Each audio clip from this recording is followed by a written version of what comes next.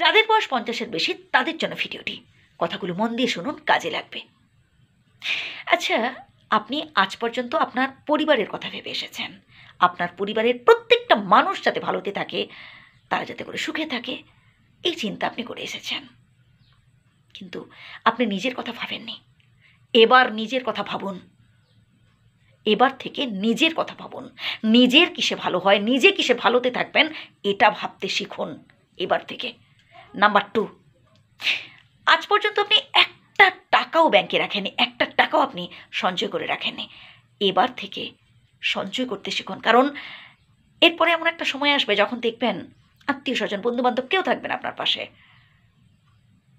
আপনার সঞ্চিত অর্থই আপনাকে সুখ দেবে, আপনার সঞ্চিত অর্থই আপনাকে খুশিতে রাখতে সাহায্য করবে। আপনার যখন টাকা থাকবে না, কেউ আপনার পাশে থাকবে না। কথাগুলো হয়তো শুনতে খারাপ লাগছে, কিন্তু এটাই বাস্তব। একটু ভেবে দেখবেন। নাম্বার 3, এ পয়েন্টটাও ভীষণ গুরুত্বপূর্ণ। মন দিয়ে শুনুন শেষ পর্যন্ত, স্কিপ করে যাবেন না, তাহলে আপনি ঠকবেন।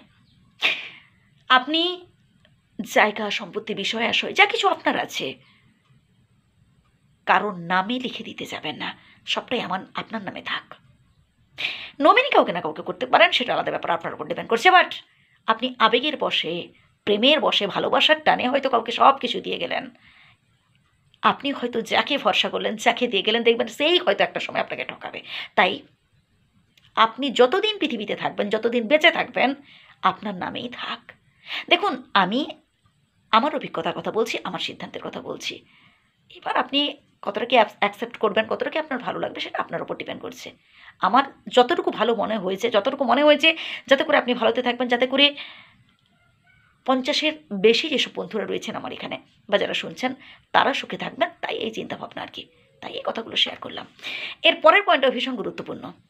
কাউকে ভরসা করতে যাবেন, অন্তত মুখ ফুটে বলবেন না যে তোকে আমি ভীষণ ভরসা করি, তুই যদি আমার জীবন থেকে চলে যাস, তুই যদি আমার কাছ থেকে ছেড়ে চলে যাস, তাহলে আমি দুকুল হারা হয়ে যাব, তাহলে আমি মানে কি বলবো, সব কিছু শূন্য দেখবো, এইরকম না, কাউকে বলতে চাবেন না। আপনি যাকে বলবেন দেখবেন সেই আপনাকে দূরে সরিয়ে রাখবে, সেই আপনাকে কষ্ট দেবে, সেই আপনাকে আঘাত করবে, সেই আপনাকে পদে পদে কষ্ট দিতে থাকবে। দেখুন, ভগবান কপালে যাই লিখেছেন তাই হবে, আপনার কর্মফলে যাই আছে তাই হবে। কিন্তু এই যে কাউকে ছাড়া চলবে না, কেউ যদি না থাকে তাহলে আমার কি হবে, এইরকম সিদ্ধান্ত ভাববেন না এইসব কথাগুলো।